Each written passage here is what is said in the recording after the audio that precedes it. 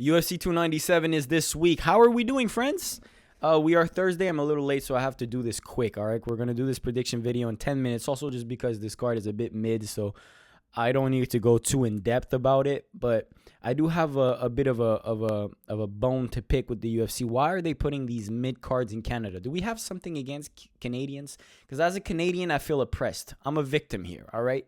I don't understand why we had to see Amanda Nunes versus Aldana as the main event last year, and then we have this card who is literally a one-fight card throughout. You know what I mean? Those are all fight night fights that are being put on a pay-per-view card, and you're asking me to pay $80 for it. That's insane. You know what I mean?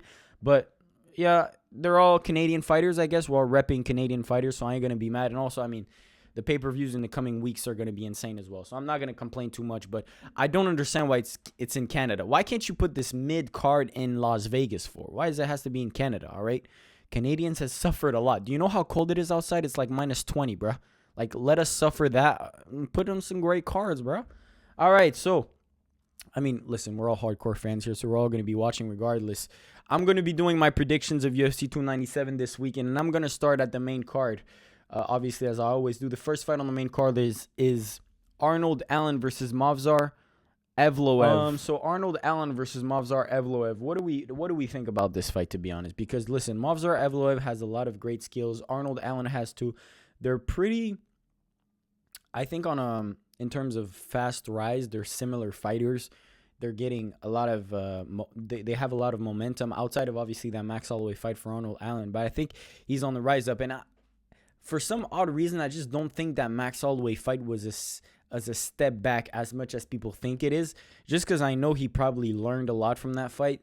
And also, like, getting that experience against a champion like Max Holloway just helps your confidence out tremendously.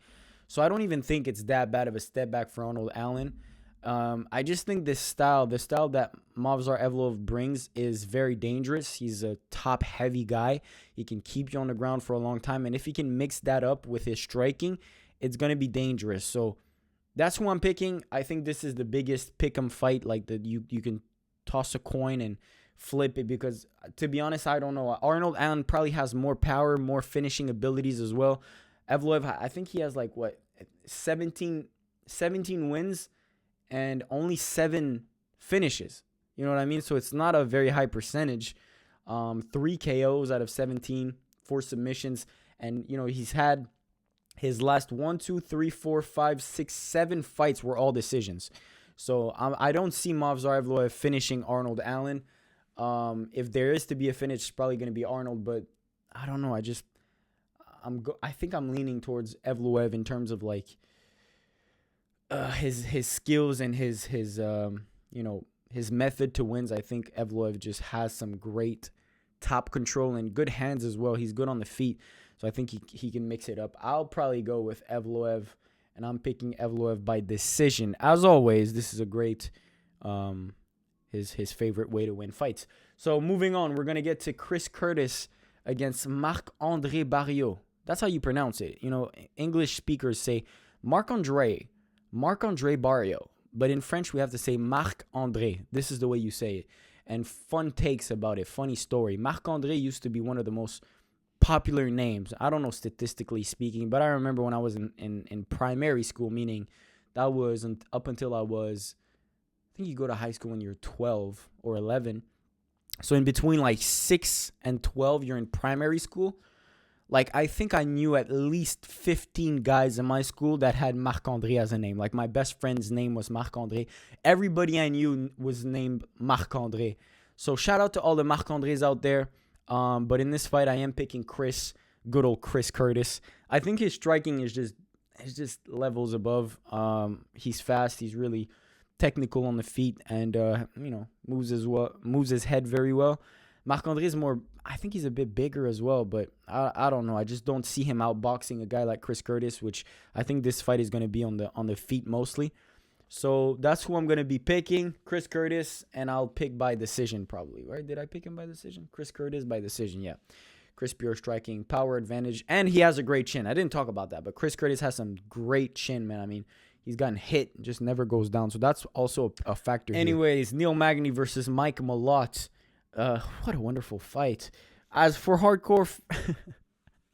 for hardcore fans, it's gonna be dope. Mike Malott is a great fighter.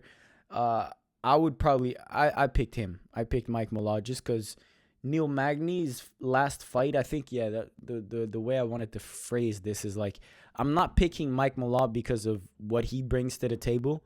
I'm picking Mike Malott because of what Neil Magny doesn't. Bars.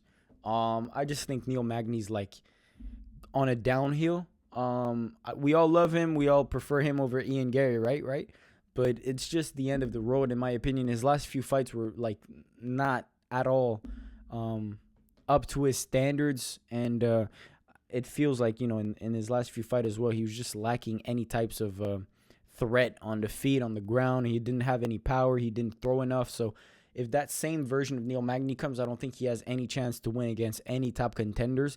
And Mike Malott is a fast rising contender at 170. He has a lot of power. He's fast and he's hungry. You know what I mean? That's a part of it. Being hungry, wanting to win badly. Mike Malott has that. So I'm going to pick Mike Malott. And I picked him to win by TKO in the second round. So that's who I'm going to go with. Moving on to the co-main event. Raquel Pennington versus Bueno Silva. How do you say her first name? Mayra Bueno Silva. Something like that. I'm picking her. I'm picking Bueno Silva. I think she's more technical, and I also think she's more hungry. This is kind of the same similar scenario, but she's younger as well. Raquel Pennington has been here for a long time, and she's more like a brawler style of fighter, whereas Bueno Silva is like better technically. Her jiu-jitsu's great. I mean, she's had, because she's a woman, she's had a lot of submission recently, even in her last fight. I mean, her last fight was actually overturned to a no contest against Holly Holm. I actually researched that before doing this video, and I find out that it was because of a medication she took for her ADHD. I didn't even know that. So she was taking medication for her ADHD, pictogram, and she got caught. And she didn't get caught because, quote unquote, she thought it was legal or something. I don't know. So I guess that fight was overturned, but it was a submission. I think she submitted Holly Holm. So yeah, I mean, looking back at it, Bueno Silva is very technical. She's good, and I think I would pick her over Raquel Pennington. And I picked her by submission I didn't even pick a round. Should I pick a round? I think I'll pick Silva by submission in the second. That's what I see, probably. Or maybe decision. I don't know. But I'll go submission. I'll go submission in the second round. Fuck it. All right. Main event time.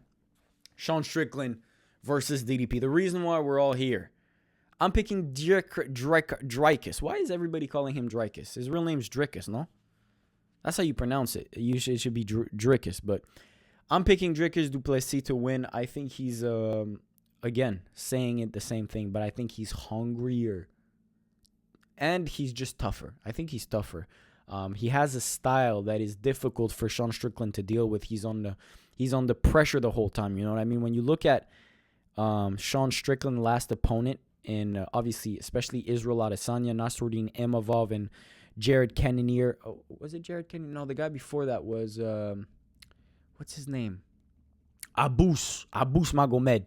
They were all guys that were like on the back foot a lot, especially Adesanya, kind of like running around.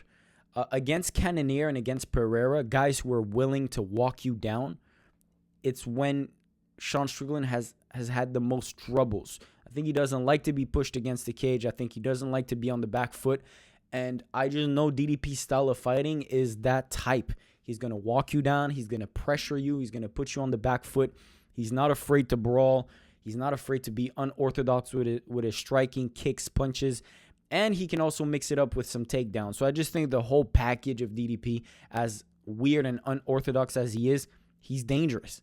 So that's who I'm going to pick. And I'm going to pick DDP by TKO in the third round to be the real African champion, allowed to say the N-word. As of now, DDP will be able to say the N-word freely because he's the champion. I mean, what can they say?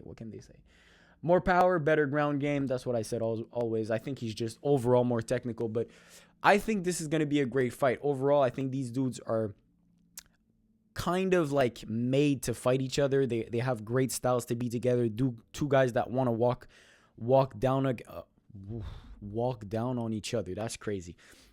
Two guys that want to pressure. Two guys that want to put the pace on one another. So it's going to be a fun stylistic matchup to watch. And I cannot wait. Put your predictions down below. Let me know what you think, who you think is going to win this main event. And I will catch you guys in the next one, man. Peace out, boys.